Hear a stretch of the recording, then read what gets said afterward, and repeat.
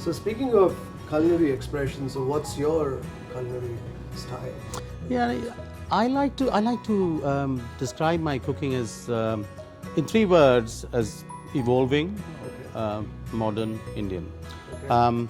Evolving because I firmly believe that no matter how successful your format is, unlike just like any other art form, music, be it drama, theatre, or painting, or whatever, if it's not going forward, if it's not evolving, it's definitely going backwards. So standing still isn't an option, and therefore it's the only constant on my menu being changed, because the menus keep evolving. I mean, there's a couple of people who had dinner yesterday who came to Jakarta when I did the pop-up for Ritz-Carlton 5 years ago, and they said they didn't recognize a single dish, and I said I can't remember what I cooked then anyways. So it's evolving all the time. Modern because when I went to the UK, I was well aware of a very mature Indian restaurant scene. However, I really took exception to the fact that the imagery and the words and the expression of India still was very much images of Taj, the snake charmer, and possibly the tiger or the elephant, And I said so much of the world in India had changed in the 90s when I was living here and growing up as a young man. I thought the world deserved to know better about the modern India, and there ought to be newer expressions of the young, the aspirational, the confident Indian. And therefore I thought modern was quite important for me. And Indian essentially because that's who I am, that's what my cuisine is, and I think it does reflect more the energy and the attitude of the new Indian that sits very comfortably in the global scene. Some of the dishes, I'll give you an example. For me, I've got a dish which is a carpaccio of home-cured salmon with a jhalmuri. And jhalmuri is a very, very popular street snack from Bengal where I was growing up as a child. And it's served with a bit of a green pea, a very wasabi-esque green pea and mustard chutney. Yeah. I think of this dish as a truly global expression of a global dish because salmon is quintessentially British and people understand cured salmon all day long, no problems. Fish and mustard is a very Bengali combination. I grew up there. Fish and mustard is a very Nordic expression. Salmon and wasabi is possibly one of the sort of most commonly recognized global dishes that Japan has sort of given us all. This is the dish that takes that jhalmuri and deconstruct it. So I use a little bit of a mustardy potato salad on top of the cured salmon, little bits of green pea, very wasabi-like tasting and wasabi-like looking. However, no wasabi at all. It's just green peas and garlic and green chili and mustard oil in that chutney. So it's a brilliant sort of, the greens and the pinks and all that. And then I top it all up with a caramelized jhalmuri. So you've got all these layers of flavors and textures, and here's a dish that has actually originated from very simple street foods. One of the other things I love about cooking in UK is that I have access to game, which I don't have access to here. When I was growing up and I was learning how to cook earlier, I've been forever fascinated by references of the Rajput princes going out on hunting expeditions and making a deer pickle and living off the land for 15 days or whatever. Never cooked with game, never put rabbit, never cooked with venison, never cooked with grouse, anything like that when I was in India.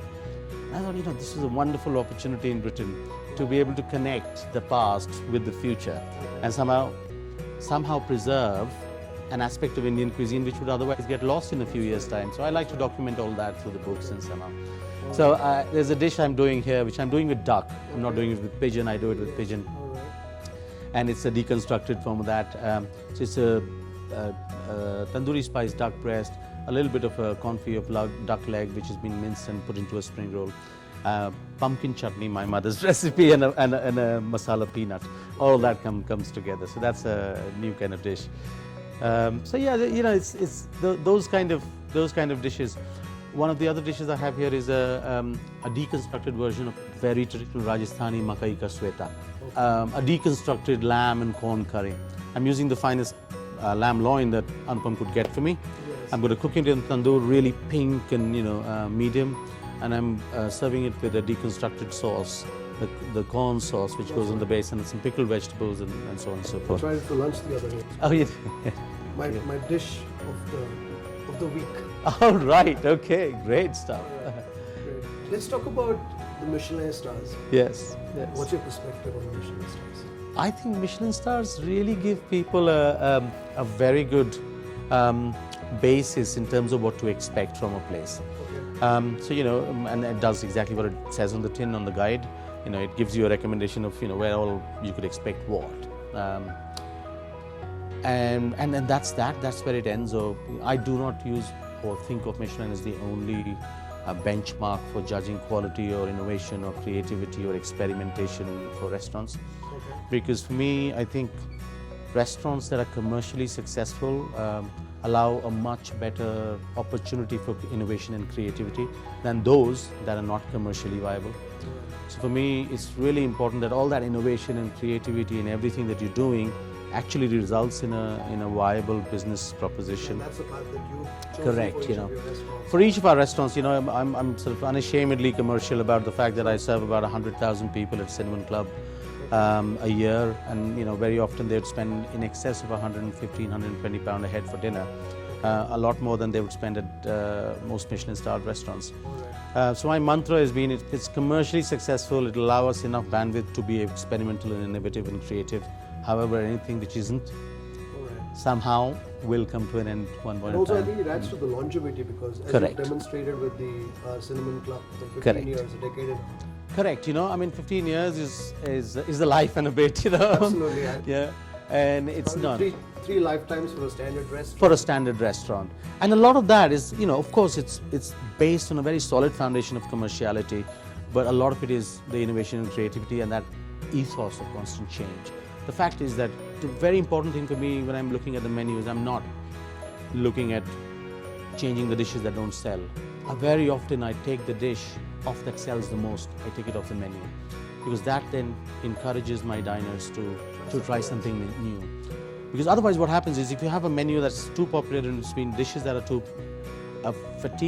creative fatigue sets in, both for the chef as well as for the customer, who does not even open the menu and just make mine a Rogan Josh or make that too. And that is the point at which I feel the chef and this diner have stopped communicating. That's an interesting aspect. So now let's talk about your cookbooks. You've authored 5 cookbooks, beginning with the Cinnamon Club cookbook and the latest one being Spice at Home. Yeah. Firstly, how do you find the time to, despite running 3 very successful restaurants?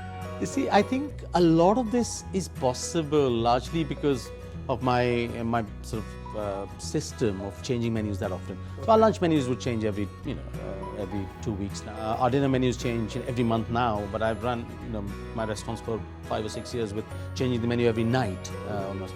So the fact that we're very nimble on our feet and never looking at the same dish again twice, it gives me a lot of content. So every couple of years I have a lot of content. Exactly, and I after I did the first book, I enjoyed the process, a lot more than most chefs would, and I did not rule out. I never said never another book.